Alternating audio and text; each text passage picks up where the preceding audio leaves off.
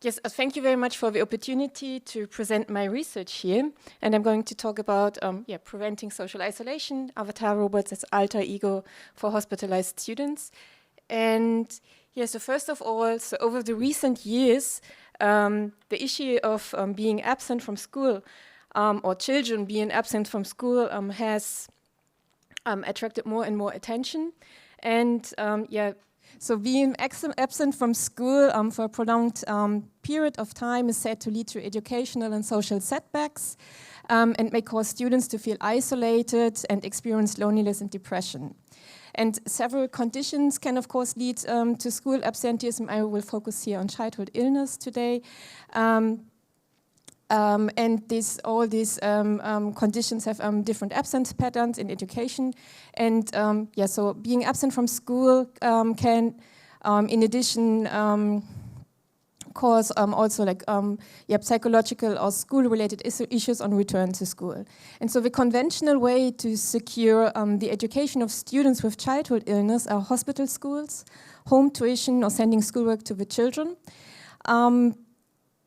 But these services do not necessarily support the students' social needs. So the connection to the school community is easily lost, which makes returning to school more challenging. And one way to support the educational and social needs of students and avoid social isolation is to introduce information technology-based communication tools to school. And although telepresence robots for children who cannot attend school in person were implemented as early as 1997, it was not until advancement in communication technologies and internet connectivity that the use became more widespread. And in our qualitative study on opportunities and risks of avatars for children in school, Arisa, Ema from Tokyo University and I compared two different avatar robots, OriHime from OriLab here in Japan and AV1 by the Norwegian company No Isolation in German schools. And we conducted semi-structured interviews in Germany from August until December 2022. And so also as Friederike says, like most qualitative studies have very, very small samples. This is also true for our study. And in Japan from January to March 2023. So since in German schools, if you have more questions about the differences between our two samples, like Germany and Japan, I can answer these questions later in the discussion, because the implementation process in both countries is quite different, and also who are the main actors is quite different in Germany and in Japan. And this is also, you can see this in who we interviewed in Germany and in Japan. So because in Germany, avatar robot programs are often set up by psychosocial hospital teams. So it's the hospital who rents or buys the robot and provides the robot for the children. That's why we interviewed these psychosocial hospital teams, the program directors of these teams, and also teachers and students with experiences using an avatar at school. In Japan, the programs are mostly set up by the prefectural board of education or schools, and this is why we didn't interview hospitals or hospital teams, but the educational board members and teachers and also students. And we also interviewed representatives from No Isolation, Germany, and from OriLab in Japan. So let me shortly introduce the two avatar robots. So AV1 was developed by the Norwegian company No Isolation in 2015. And the aim of No Isolation is to reduce loneliness and social isolation by developing warm technology and knowledge. AV1 is advertised by the slogan, "The child's eyes, ears and voice in the classroom." And it was first introduced to German schools in 2018. And according to a representative from No Isolation Germany, there were about 279 devices in German schools in November 2022. The OriHime was developed by Yoshifuji Kentaro in 2010. And he had been absent from school himself from the ages of 11 to 14 due to an illness, and experienced this time as incredibly lonely. This experience became his motivation to develop technology that connects people. And he founded his OriHime in 2012 and made eliminating human loneliness his mission. According to OriHime, there is no available data on the total number of devices used in Japanese schools.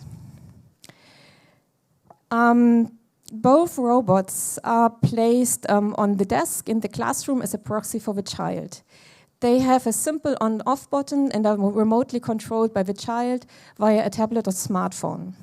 They can turn their heads and allow the child to look around to a different degree. So with AV1 you can look around like 360 degrees. OriHime is more, has the radius of human abilities to turn the head. So it's a little bit different, but in principle it's the same. You can look around. You're autonomous in the way you perceive the classroom. Yes, so and it has also speakers and a microphone and allows the students operating the avatar to communicate with their classmates and teachers. So one important factor of both avatars is that they only transmit the classroom video and not the user's video to protect the child's privacy. And while OriHime expresses emotions through gestures, like with this little wing-like arms, AV1 does so with its LED eyes. AV1 was especially designed for the classroom, and so it has special functions for the classroom. This is like a blinking head for raising the hand, and it was said sometimes it's very difficult to see that someone is raising the hand because it's a white robot and the head is blinking white. So depending on how the light comes into the classroom, it's sometimes very hard to see that actually the head is blinking. And it has also a blue head, like you can let the head glow in a blue color to signal that you don't want to be asked questions or that you don't want to participate, you only want to listen because you maybe don't feel good. And many children use the glowing blue head instead of the blinking head to raise the hand, so they switch the functions. There are important differences in privacy, which you also like mirrored in the functions of the two robots. So, and this is also AV1 is especially designed for the GDPR in Europe. So it's according to the GDPR privacy protection in Europe, and so it's password protected for the period of and limited to one person for the period of the usage. Whereas OriHime also comes with a password, but you can share the password. It's not that you can have like more than one user account. It's also possible to share the login, and it's possible to log into OriHime with up to 5 people if you want to. So furthermore, OriHime can record videos and take pictures, whereas this is not possible and also prohibited with AV1.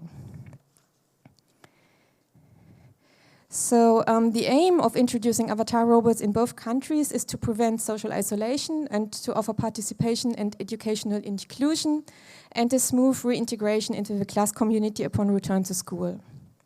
In most cases, avatars do not replace conventional ways of securing education, such as hospital, schools, home tuition, or sending school materials to the child, but they are installed in combination and answer to the social needs of the students. So although maintaining social relationship is central, some of the high school students in Germany have also taken their exams via the avatar. And in Japan, the Ministry of Education, Culture, Sports, Science and Technology issued guidelines during the pandemic on the conditions for remote learning, with which they allow students to receive academic credits for attending classes online without physically attending school. And prior to this, for students unable to attend school in person, learning support using video conferencing systems or OriHime was possible, but such attendance was not officially recognized and academic credit could not be obtained. So besides attending lessons, avatars are used for informal talking with classmates and friends during breaks And in both countries, the avatars were also taken on school trips or excursions and were used for joint cultural events. And this is one quote from a German high school teacher who reported on a school trip where like one of the students who was hospitalized because of cancer, he was very sad that he couldn't join for the school trip, and when they introduced the avatar for him in the classroom, this was actually the timing when they went to the school trip and he could join with the avatar. And so they stayed for a couple of days somewhere in a rural area, and they took the avatar on this night hike, as she describes in this quote. So, and the avatar, they had a little rucksack where the avatar was placed in, and so he was like with his classmates, and he also slept in the same, or the avatar was placed on one of the beds, and so he stayed overnight with the other boys in the same room. And so she says this was a very I don't know where does she say. I think this was a very, very important to him, just to be with the others, to join the school trip. Yes, so compared to other telecommunication devices, and that's what all our interview partners did in the interviews, they always compared with Zoom or other telecommunication devices. The avatar was described as representing the student in the classroom, providing a physical presence and ability to act and autonomy in the classroom. So this is a quote from a member of the Board of Education from Prefecture E, who said, like, one of the great things about OriHime is that you can take action. For example, rather than just having a computer on a desk in the classroom with a blackboard or whiteboard facing away from it, OriHime can be there, moving its head every once in a while or raising its hand when asked, "Do you have any questions?" I think it is a unique feature of OriHime that the children around it can feel it. If there is only a computer, the children will not be aware that there is a child at the other end of the computer. So when the child gets better and comes to school again, it is as if they have not seen each other for a while. But with OriHime, there is a sense of presence, and when they come back to school, it is not as if it has been a long time. So unlike a computer placed on a desk in the classroom, the avatar has its own presence through the ability to move and act independently and can foster a sense of belonging to a group and convey the atmosphere.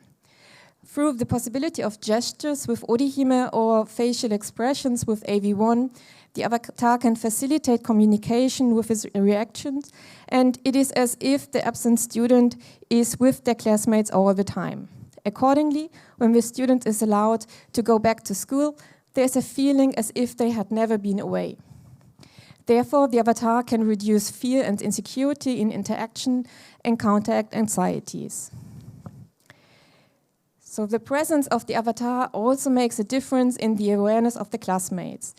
The anthropomorphic design was interpreted as supporting this representational function, fostering the connection and communication, and reducing hesitation on the part of the classmates who do not know what to talk about with the student who is sick. So this is one of the coordinators from a German hospital who provides the avatars for their patients, who said, this idea of putting a figure there and having it represent the absent person in a certain way somehow works. I can't say exactly why it works, but it works. And if I put a monitor there, then the person is somehow there, but something is missing. I think there's a protective function missing for our patients. And perhaps it is also easier for the class community to interact with them when I put something in between. The interaction becomes more natural.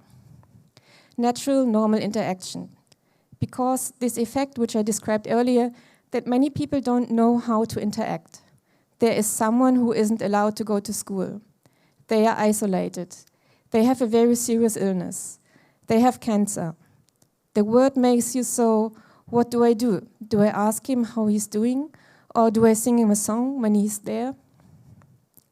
So in addition, the design of both avatars is this is maybe now a little bit different from what I just quoted, but in addition, the design of both avatars is interpreted as cute and making it easier for the classmate, especially for younger or elementary school students, to interact with the student. On the other hand, the eyes of OriHime were sometimes, particularly by smaller children, perceived as scary. And another aspect of this physical representation in the classroom is that the student who cannot attend in person does not disappear from the classmates' and teachers' awareness and is not forgotten. So the avatar is something in between the student who is sick and the classmates is interpreted as having a protective function, fostering interaction and easing hesitation. In addition, the one-way video transmission was also seen as an advantage for the students who are sick, as this protects their privacy. Unlike other video conferencing or telepresence technologies where video can be turned off, there is no need to justify not turning the video on.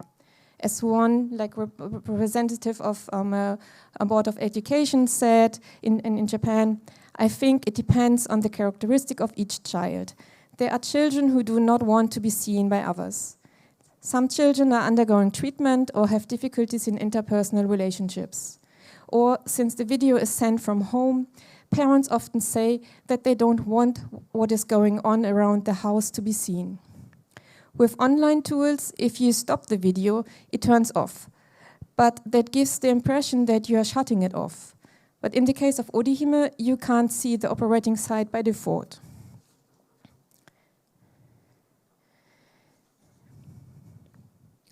No, sorry.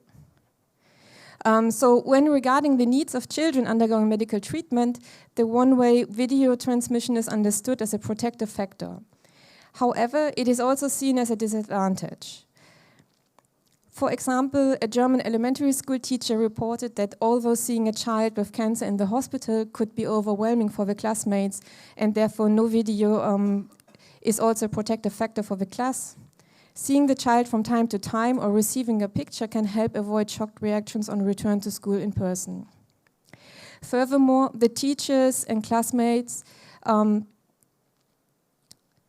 or for the teachers and classmates, it takes a while to get used to this new form of communication. So because all the body or non-verbal language or aspects of communication are missing. And it's might be like quite a strange feeling to talk to someone and you know this person sees you, so your video is transmitted, but you cannot see what's going on the other side. And also for teachers, or that this is more something which was mentioned by the German teachers, but many of them in the beginning, and this is also something to do with trust, they don't feel comfortable because they don't know, so their classroom is extended and they don't know what's going on the other side. So if maybe the parents are standing in behind the child and are watching their lessons, or if the child might take like a video with a smartphone and post it on social media and so on. And so for this kind of concerns, they have like very clear rules, what is allowed and what not. So the child has to wear like a headset, and it's not allowed to, of course, to use a smartphone at the same time. But still, so you really need or it's very good when teachers and parents also interact, exchange, so and that to build like mutual trust that things like this are not happening. So for Japan, it was also mentioned in the context of exchanges between schools, what sometimes happened that like classes, like over the pandemic, the classes were brought together with the OriHime, so that one class was on the one side of the OriHime or operating OriHime, and the other OriHime was put into a different school, a different classroom, and these two classes interacted with each other over the OriHime. And for this context, it was mentioned that the children enjoyed using OriHime for non-verbal communication because like the gestures with the little arms or wings, but they also wanted to see each other's faces while communicating. And so, because of this, they use both at the same time, OriHime and Zoom. So, Yes, avatars can be beneficial, but they are not beneficial for everyone and in every context.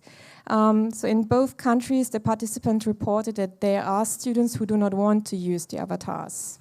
So these are like either children who are rather shy and do not want a lot of effort made that puts them at the center of attention, or the class community does not function well.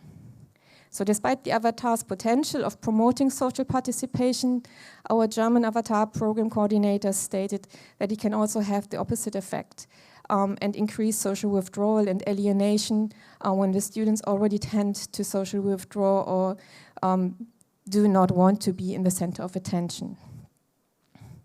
So one coordinator from a German avatar program from a hospital said, "I think if pupils already have a tendency to withdraw, are shy, very avoidant, ashamed, that so much effort is being made because of them, then it doesn't always make sense to use the avatar. In that case, it may be better, or it may be more sensible to try to actually bring them to school, if possible, and rather do less." And this is also, she's not talking about children with cancer, but she's talking about children with chronic fatigue syndrome.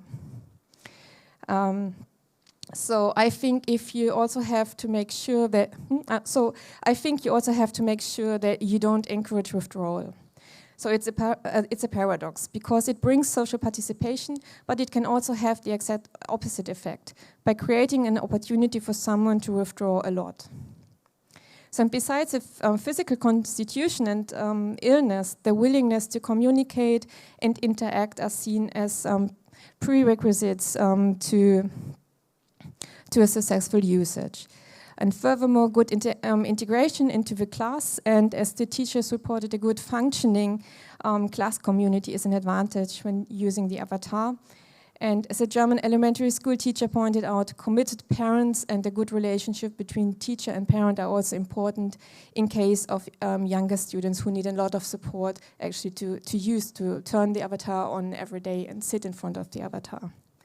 In contrast, one German study participant reported that a student with poor integration was bullied with the avatar. So this was an example of a student where the classmates obstructed the view of the avatar or turned it to the wall when the teacher wasn't looking. And yes, so let me conclude. Avatar robots for children who cannot attend school in person bear potential to prevent social isolation, offer social participation and educational inclusion, and ease reintegration into the class community upon return to school. However, avatar technologies are not beneficial for every student in every context, and there is a risk to even encourage social withdrawal, or that students without good integration into the class community experience social exclusion. Therefore, it's important to determine the advantages and disadvantages in every case. A successful usage depends on individual factors of the child and how the teachers integrate the avatars and create awareness for the student situation among peers. Despite the easy usage of both avatars, integrating them into the class community and raising awareness for the conditions of the students adds to teachers' workloads. In cases where learning materials are not readily available online, this also means additional preparation time and sending materials home to the hospital. So whereas our Japanese study participants seldomly referred to a need of parental support and teachers seemed to take over supportive roles, several German participants highlighted the importance of parental commitment and support. With high school students, personal communication or text messaging with peers was also referred to as an additional supportive factor.